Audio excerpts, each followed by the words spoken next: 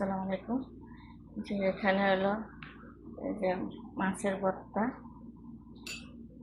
আর এটা হলো গরুর বড়ি। দেখেন কি সুন্দর হয়েছে, একটু রসুন দিলাম। গরুর বড়ি। এখানে হলো মাছের মাথা মরিকণ্ঠ করছি, অনেক বড় বড় মাছের মাথা মরিকণ্ঠ করলাম। আর এটা হলো আমের চাটনি, কাঁচা আম দিয়ে চাটনি বানাইছি, পাঁচফোড়ন দিয়ে, বাটার দিয়ে, আর লেবু।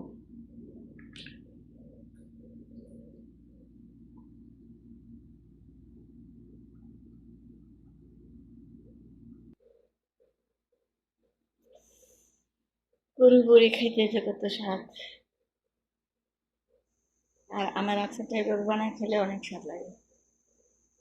ডালের থেকে এটা মজা লাগে। পাঁচফোড়ন দিয়ে একটু ফোড়ন দিবেন, তবে একটু চিনি দিবেন লাস্টে।